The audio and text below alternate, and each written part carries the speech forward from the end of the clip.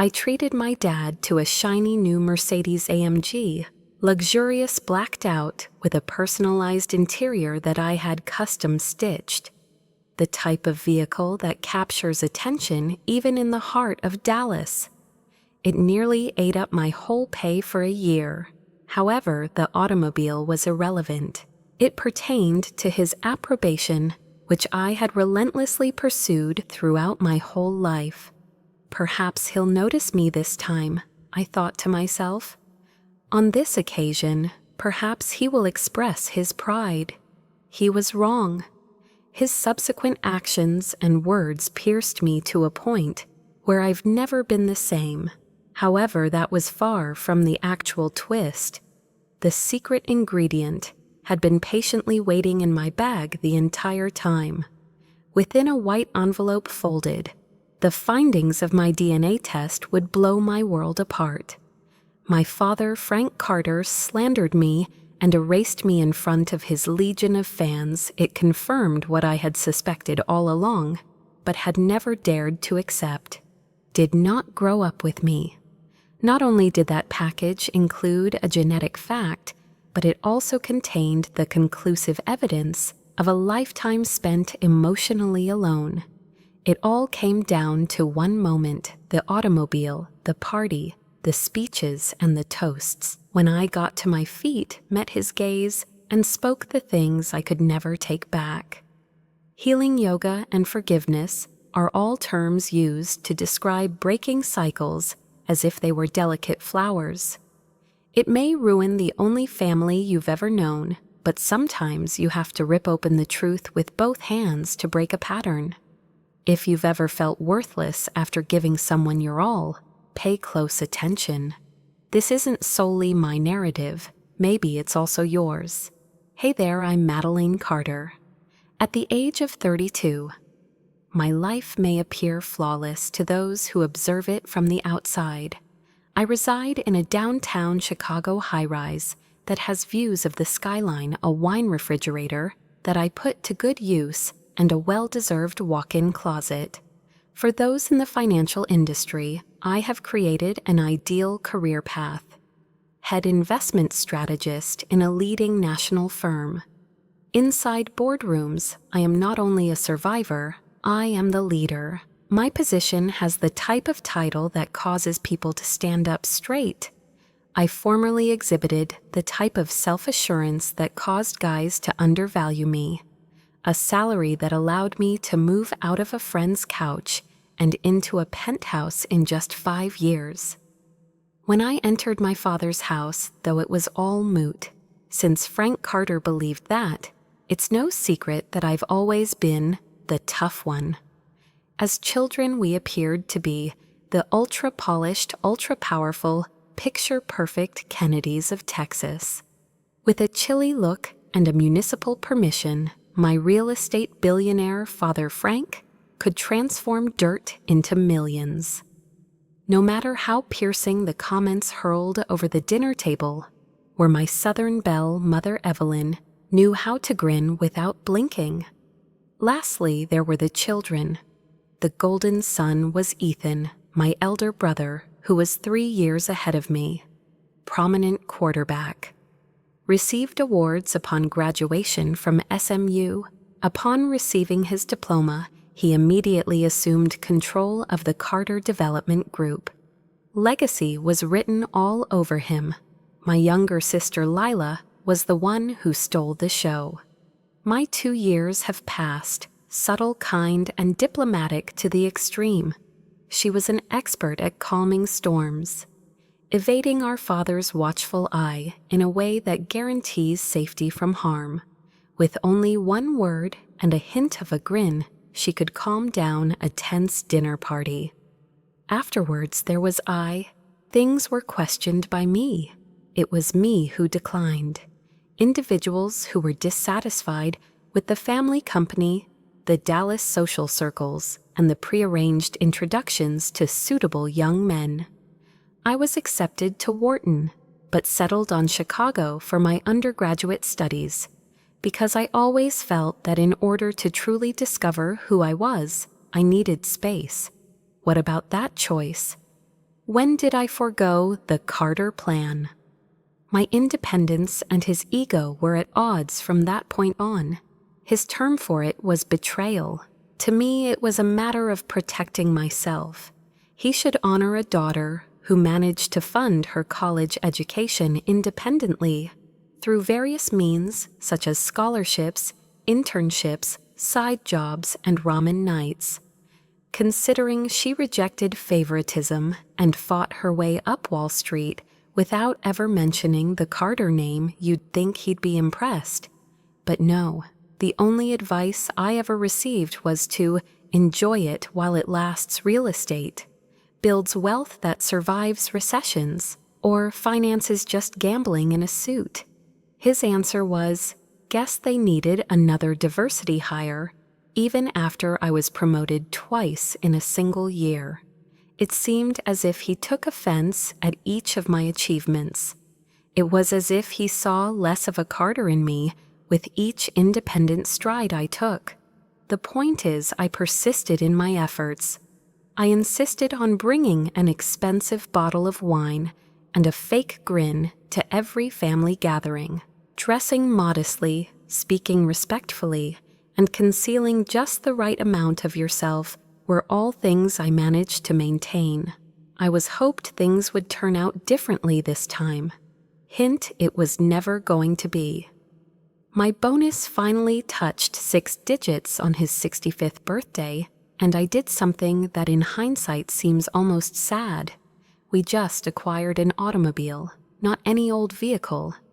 His dream ride, a 2025 Mercedes-AMG in matte black, with embroidery inside that echoes his school colors, a vehicle similar to the one he would describe while smoking a smoke at the country club. His sort which he would never purchase for himself, but delighted in gushing over to others.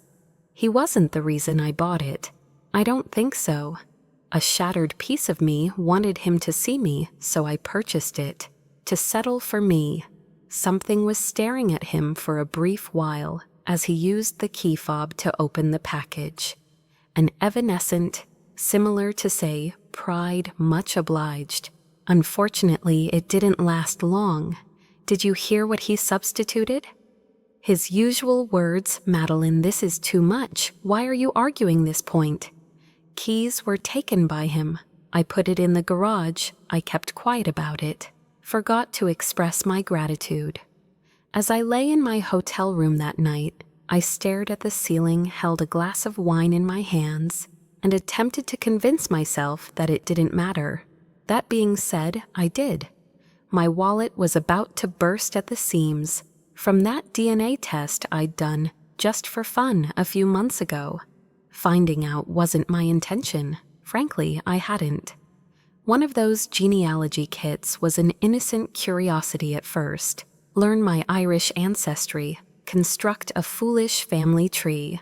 I picked up this bottle of Pinot Noir on a whim on a Wednesday night, while taking a break from responding to client emails. However, upon receiving the findings, something seemed wrong. The Carter collection. Nowhere to be found. Frank has no biological relative. In my opinion, that was an error. That made me giggle. Because of this, I went into a state of fear. I retested thereafter, now using actual samples. After a weekend visit, I found hair from my father's hairbrush, delivered to an exclusive laboratory. Spend more for expedited service. The outcome seemed obvious, and last, my real father was not Frank Carter, which would make much too much sense if you were familiar with our past. Being aware of it, nevertheless, evidence in hand, was a completely other matter. Everything was reframed by it. Every unfeeling remark, each termination, each time he complimented Ethan on something I had done better, more rapidly, less experienced, more powerful. And ever since then, I've been unable to sleep, since it prompted a single question. Was it known to him? Has he always been aware? Also in such case, do you think that explains why he treated me so badly? when I was using his name? Initially, I considered keeping it to myself. Rest easy, my dear. I couldn't help but stare at the lighted Mercedes keys on the dresser in my hotel room. I understood I couldn't. Why? Because I had been in constant agony for 30 years, hoping that someone would finally put a bandage on me. What comes next? Then I retrieved a scalpel. I used it without fear for once. I drove by my father's guarded estate the morning after I returned the Mercedes, my stomach in knots and my spine jangled from nerve pain. Even before I rounded the bend, I had a good idea of what was ahead. At the very beginning of the driveway, there it was taking center stage, putting up a show in the Texas sun like an ostentatious piece of jewelry owned by a multi-billionaire. From the garage, he had removed it, positioned it such that all guests may see it. Every business partner, to every neighbor. This is not a Christmas card, absolutely nothing. Positioning alone is not enough. Frank Carter didn't offer praises. That was just his way of doing things. He did the optics. Where am I? I was only a topic of conversation. Should that be the case?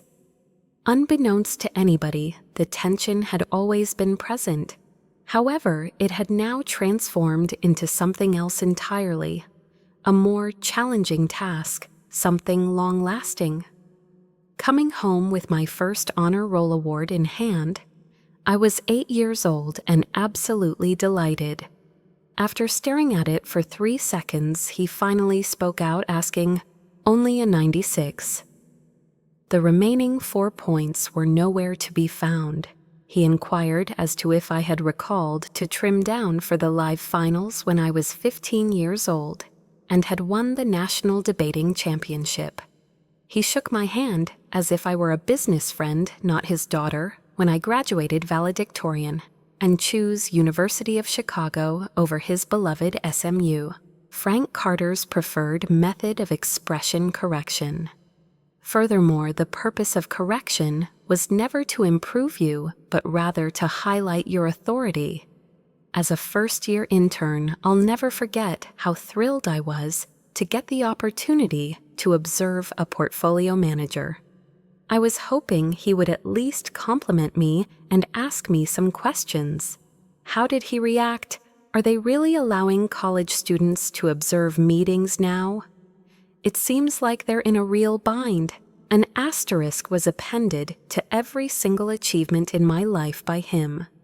The most outrageous aspect persevering, I persisted. Much like an addict who can't stop thinking about getting that one more kiss, even if it never happened. It is said that girls take on the traits of their dads. My burden was quietness. Being left out of the family business meals when important agreements were discussed was a silent killer. The stillness that came from seeing Ethan lauded for nothing more than turning up while I was scolded for trying too hard. In her soothing therapist voice, Lila once suggested to me that perhaps our dad just doesn't know how to connect emotionally. It's a nice way of expressing his disinterest, for the simple reason that I witnessed him publicly embracing Ethan, applauding him with genuine delight, and even celebrating Ethan's 30th birthday by giving him the Rolex that belonged to his grandpa. What about mine, a souvenir card? The CVS envelope remains intact. There was no emotional distance there. I deliberately did it. The fucking automobile was still mine. Like a professional actor turning up to play the part of the obedient daughter, I nevertheless responded yes when asked to attend his 65th birthday celebration. My best friend from college, Rebecca, was even my go-to the night before the party, so I contacted her to calm me down. "Return the vehicle," she ordered. "Listen up, Mads, even a 6-figure automobile is too much for this man." That made me giggle. It was, however, empty. I could see she was correct. However, that same young girl still resided inside me. continuing to think that if I just tried anything else, expression was spot on. Felt I had finally earned his affection by looking like the type of daughter he could cherish. Nobody ever showed up there. As if they were famous, Ethan and his wife arrived to the party 30 minutes late. Frank was overjoyed, embraced them, and treated them like kings and queens. Already there, Lila was a wonderful mediator, working with the caterers and smoothing down tablecloths. Who am I? Wearing a navy blue dress that I had thoughtfully selected, I stood at the foyer edge.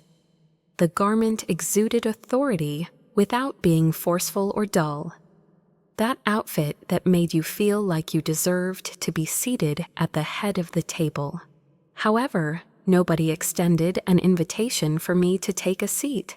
I overheard a visitor asking my dad about the automobile while I made my way to the backyard patio. His voice parched as he said, "Madeline got it for me. Wall Street magic must be working. She's doing okay these days." He then chuckled. I let out a little laugh as if it were a joke. They must have thought I hadn't worked for every cent for 10 years. Dishonor wasn't it. A sight to behold. My talent was being flaunted by him, like it was his way of saying thank you for putting up with me for so long. I walked up to him and he gave me a sidelong look. Doing well at the celebration. As he sipped a neat bourbon, he inquired. "Absolutely," I responded, observing, as Ethan leaned in to discuss a potential new development project. My dad said, "You know real estate's still where the real power is." He then turned away from me. Equity markets are very subjective. The ground land is everlasting. There was more to it than that. It meant firing, a proclamation that the Carter family still considered my profession to be a secondary mission. My jaw hurt from the intense clenching of my teeth. I felt like I was a spectator in a play I'd seen. Before that evening, as we sat in the enormous dining room, surrounded by oil portraits of departed ancestors and antique mirrors that mirrored every false grin, Ethan was given a toast. An admiral remarked on Lila, "I have total stillness. Your dad mentioned you're still working in finance. Good for you." Uncle Raymond leaned forward and smiled. "It has to be thrilling, but it's stressful, isn't it?" Frank chimed in with a grin before I could answer. Something citizenship status is always elusive to Madeline.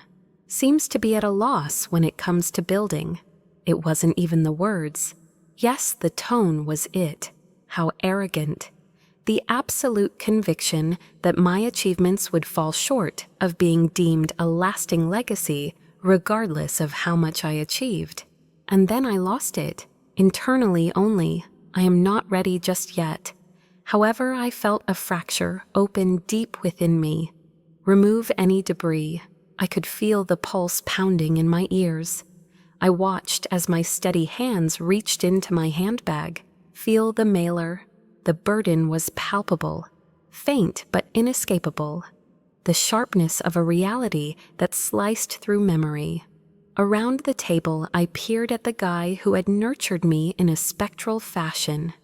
When he looked down on the brother who got compliments just for being alive, at my mom who averted her eyes each time he made fun of me, and to my sister who cared for me but did nothing to help. There was no longer any stress. This was an unfamiliar family to me. Alternately, perhaps, it was time for me to see it for what it really was. I am not to blame for this. It was never going to be. Out of nowhere, the question shifted. It wasn't like, how can I win his heart? The question shifted to, what will happen if I give up? Is that all? Yes, that bag. With me, they wait.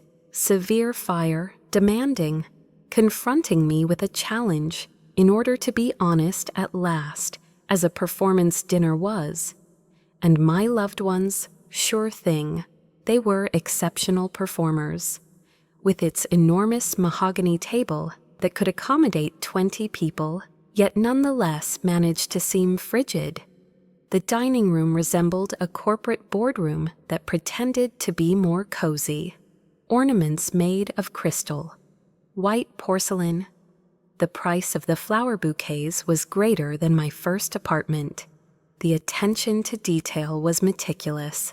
I am just like my dad. The idea of disorder was foreign to Frank Carter. He had faith in the image authority command and structure. As for this evening, is this the supper he had conquered this land? Sitting 4 seats away from the head between a Denver business partner and a second cousin I hadn't seen since high school, I saw my name card. Opposite Frank, distant from Ethan, completely irrelevant. This was done on purpose. Like a map of importance, he meticulously planned the seating arrangement every time.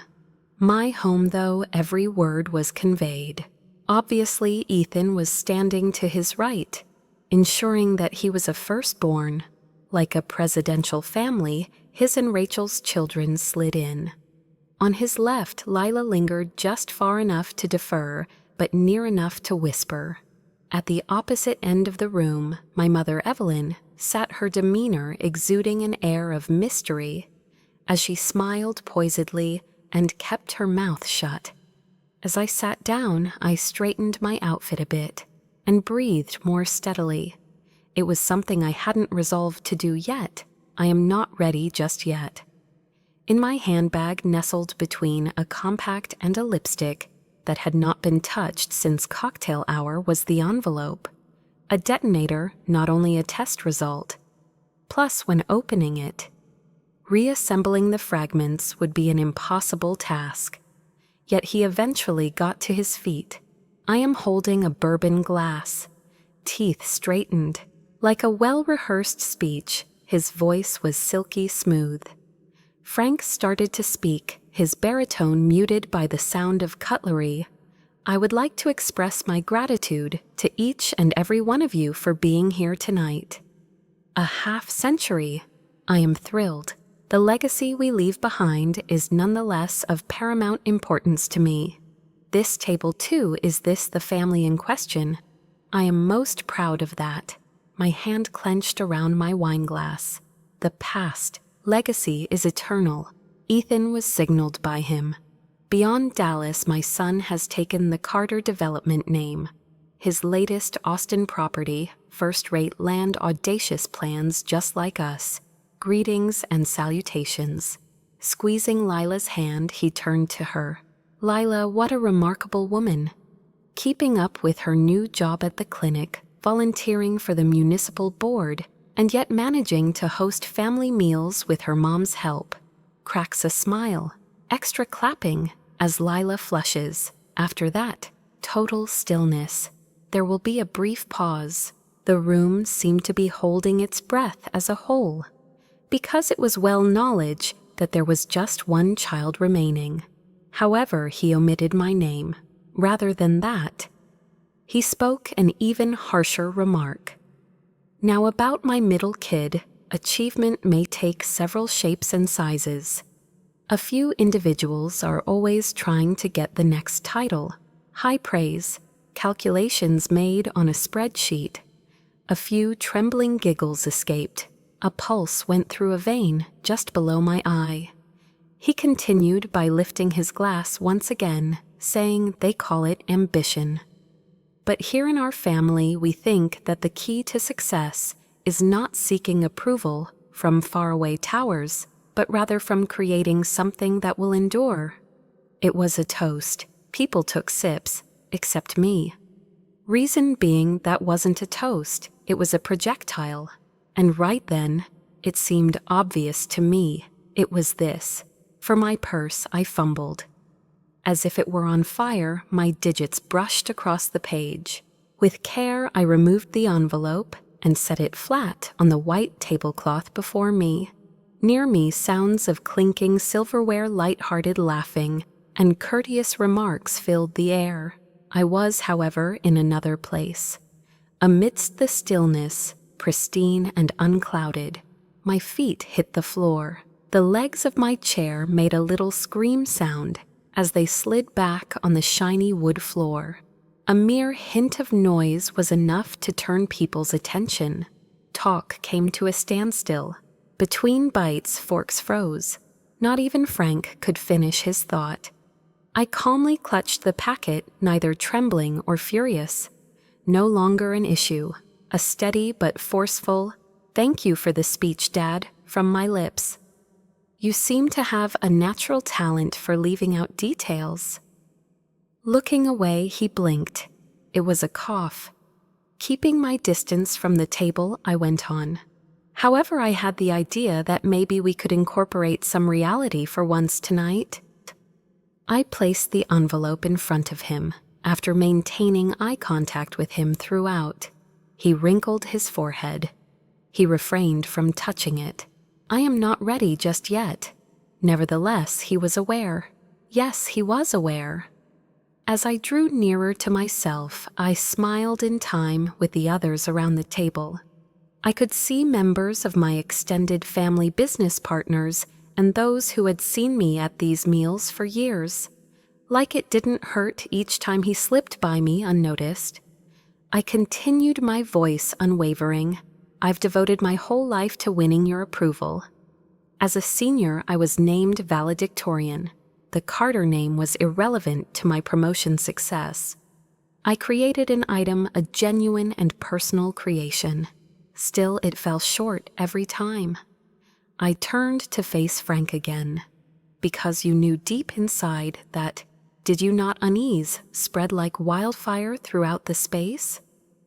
Near her water glass, my mother's hand quivered a little. Frank's face remained unchanged, but he tightened his grip on his chair's arms. "The test is in that envelope," I went on to say. "There are really two of them. Genetic compatibility, one that was created in a laboratory, one that has been confirmed by the government's database. I am not my biological father's son," they both state. There was no discomfort in the quiet. A wall of sound broke through. At the other end of the table, someone let out a gasp. Mother turned her head away. It appeared as though Ethan had ingested glass. "I didn't mean for this to cause offense," I clarified. "I mentioned it because I'm exhausted, need a break from acting, over it. Year after year, I sit here and pretend to be someone I'm not. Order to fulfill the desires of someone who was never really mine to fulfill." In a stone-faced glare, Frank met my gaze, and yet in his view at all never before fear. I silently nodded, sending birthday wishes to Frank. Afterwards, I pivoted, left the table in a composed manner. Past the artwork, the marble buffet, and the motionless waiters who seemed to be at a loss for words. I heard a name called out to me as I made my way down the corridor.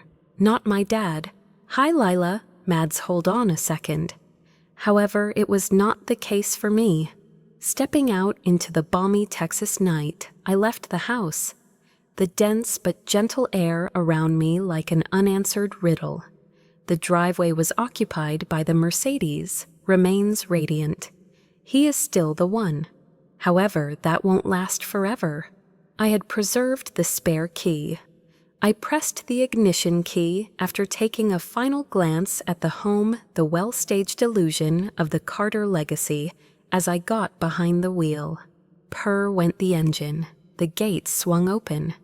And it hasn't happened in 32 years till now. I did not glance back as I drove away. Behind me, my dad, who brought me up, who failed to love me. On my right, the reality. As for the path, at last, there was a brief period of quiet. My phone had 9 missed calls as I got to the ramp off the freeway. From Ethan, 2, a Rachel, 1. Those 3 came from my mom. 3 out of a total of 8 I was sure belonged to Frank's lawyer. Next, the messages arrived. "Ethan, Madeline, you went too far. Do not expect this family to ever forgive you. Sarah, are you all right?" Make a phone call. You ought not to be alone yourself. Mother, please return. The home, no. I would want to speak with you, by myself. I remained silent. I am not ready just yet. This is not due to my lack of desire. Simply put, I was unable to do it. I rolled into a downtown hotel, you know, the one with the glass elevators and the money-scented pillows. It was really contemporary and slick. The automobile was parked in the valet circle as if it were still mine. On paper, it didn't. On an emotional level, though, it has always been someone else's. I entered the building and made a hotel reservation, using the surname Keller. It was my first usage of it outside of that context. My identity was requested by the receptionist. With the composure of a machine, I passed it over, looking out at the lights of Dallas as if they might explain what had just happened. I stood in the midst of a silent suite on the 22nd floor 15 minutes later. It was impossible.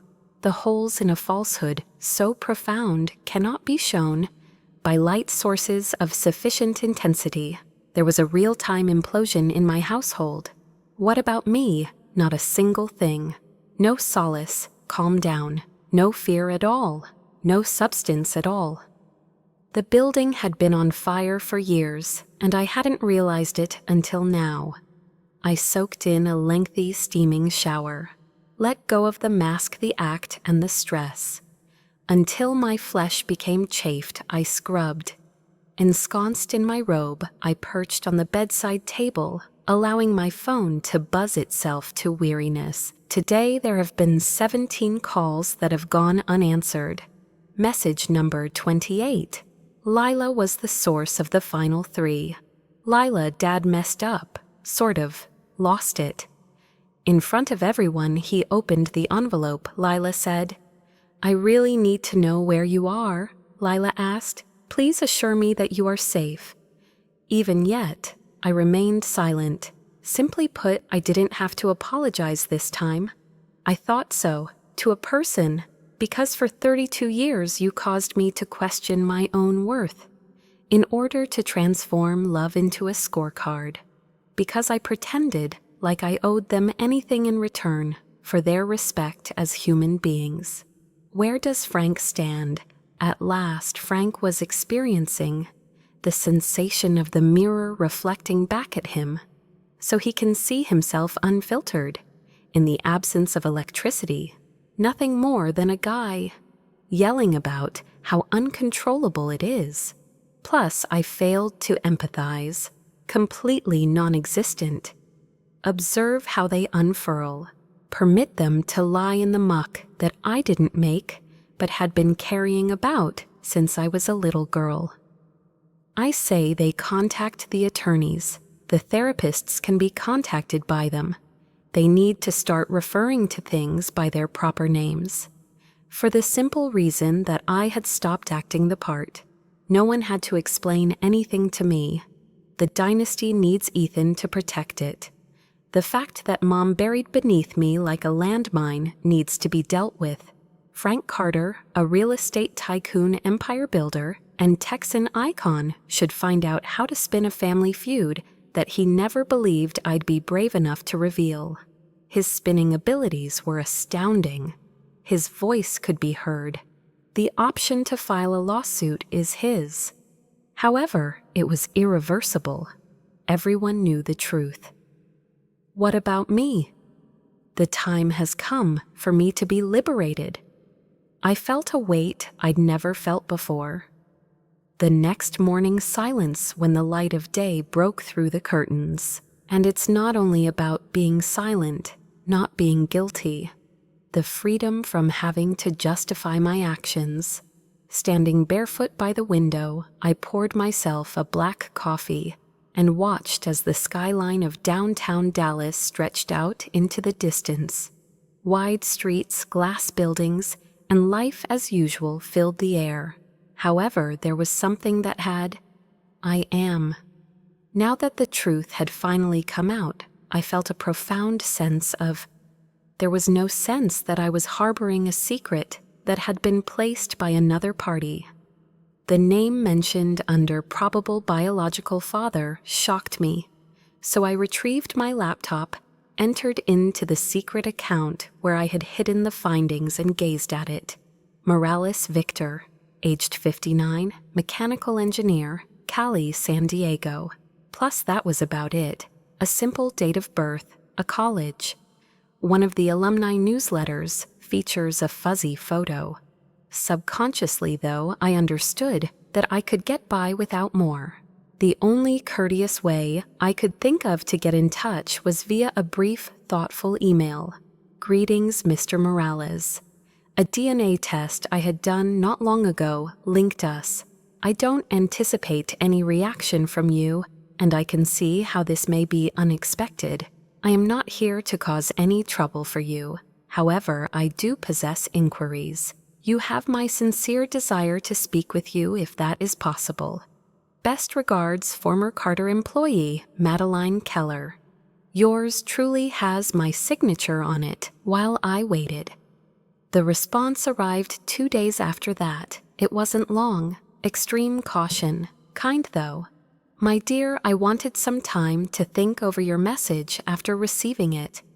Up until now, I was completely unaware. Not a soul. I am available to discuss, but I am unsure of what assistance I can provide. I have an engineering conference in Chicago next month. It would be my utmost pleasure to meet with you. You, Victor. For a whole minute, I sat there reading that word again and again. Thank you. To my knowledge, no one in the Carter family has ever said that about our encounter. It had been 2 weeks. Then on a Thursday afternoon, when the air was heavy with the scent of rain and freshly cleaned pavement, I entered a cafe close to Millennium Park and saw him. Hey there, Victor. As I entered, he stood tall and tense with graying hair around his temples. He seemed to recognize me, if not me specifically, then at least some part of me. In the same gaze, the jawline remains unmoved, consistent inclination to lean to the left when uneasy. Hugs were avoided. Nobody wept. We merely took a seat, and the process began. I had no idea your mom was expecting a child, he remarked, totally absorbed in his coffee. In college, we were romantically involved. Suddenly, she cut it short. I was unpopular with her parents. When it happened, I assumed it was just another breakup. Nodding, I consented. Frank was her spouse 2 months subsequent to that. He grimaced. He brought you up, didn't he? Theoretically, yes. Tell me about him. I was hesitant. Here's what we can say. Control was something he enjoyed, and she disliked being questioned. A knot formed in Victor's jaw. That clarifies a great deal. Then for some reason the ice cracked. For more over 2 hours we conversed, concerning money, regarding the field of engineering, talking about favorite coffee orders, politics, baseball, and pets, regarding the fact that, as I've mentioned before, he too is unable to tolerate distractions when working. Nothing was being attempted to be replaced. All we wanted to do was see, in order to recognize their proper placement. My childhood was recounted to him. Those spaces, the pain. No commitments were made by him, stayed out of the spotlight. His only statement was, I'm here now. Furthermore, why I was satisfied. He stopped reaching for his coat just as we were about to depart. You are not born from the misery of another person, he replied with kind eyes. You were born out of a genuine yet fleeting experience. Sucking hard, I choked. There is no way to quantify that type of reality with a DNA test. The city outside was a hive of activity full of strangers' cars and meaningless stuff. But indoors, at long last, I sensed, I understand. Problem persists, lacking perfection, absolutely true. After meeting Victor for 2 days, I consented to meet my mom. In the time after supper, she had texted nearly every day, becoming increasingly vulnerable with each message. Attempts to break the quiet were first all that there was. "I can tell you're hurting." What followed was the unraveling. It was never meant to reveal itself in that manner. "I need an opportunity to clarify things, please." For some peace and quiet, I settled on a tea room hidden away by the Chicago River. She was first. Evelyn Carter, her composure, elegance, and signature Southern grace as strong as ever. However, this time it appeared to be weighty. As she tentatively grasped the teacup, her hands quivered and her pearls hung slightly off-center. "I guess there's no way to make this conversation less horrible," she whispered. "No," I responded, "but let's begin with the truth." With a deep breath, she gave a nod. Subsequently, she informed me, "The town of Wellesley, regarding Victor, regarding the time she fell head over heels for a Mexican-American who was charming, intelligent, and who her parents thought had no place carrying the Carter name." The news of her pregnancy was met with parental insistence that she end all relationships. They set up Frank's marriage. Only on one condition did he agree. He would treat the youngster as his own, but he would never mention their history. Her eyes were watery as she muttered, "That was the deal. He said he would love you with all his heart." But I fear he was never truly capable of doing it. I gave her my full attention. She appeared less than flawless for the very first time. It was as if she had spent the last 30 years acting as if a choice she had made when she was 19 would never affect her now. Also, I noticed something new about her. Fear, my apologies, perhaps ever a door. "Why did you wait so long to inform me with less volume than I intended?" I inquired. She choked. "I was scared of losing you, that's why. Since I had anticipated Frank's conversion. The truth was riskier than telling the falsehood." Both of us stared into our teacups as if they contained the answers, and we sat quietly for a time. At long last she spoke up. "I let you down, Madeline. Unlike a good mother, I failed to shield you from harm. Because I knew you would never find love, I let you pursue it throughout your life. Also, please know how apologetic I am. Nothing came out of my mouth. My hand extended over the table nevertheless. When I was an adult for the first time." She retracted her arm, not in the role of Evelyn Carter, the ideal mother hostess and wife, but as my mother. It was the first time I ever allowed her. Clarity has this peculiar way of making room for things you weren't even aware you needed. I didn't feel disoriented once the dust settled and the reality smashed through like a wrecking ball. I felt prepared. My Mercedes was sold. It isn't on the internet. I discreetly transferred the funds to a new account that did not bear the Carter name after contacting a private buyer. Also using that account, I accomplished something that none of my relatives had anticipated. So I went ahead and established a fund, without financial gain, for no apparent reason, for women who have spent their lives attempting to find acceptance in spaces designed to keep them out, including recent college graduates, young professionals, and single mothers. The name of it was the Origin Fund. Because although you may not always have control over your origins, you do have the power to direct your future. A single action, such as a wire transfer or an LLC formation, altered the course of events. In the office, I also changed my approach. After I stopped worrying so much about getting a spouse, I began to ask more meaningful questions. To what end am I aspiring? When there is no one left to be impressed, what does success mean? I turned down 3 consecutive high-stakes pitches.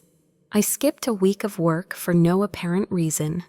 I enrolled in a public speaking class just to hone my storytelling skills, not with the intention of positioning myself better with clients. My life started to mirror who I was, little by little.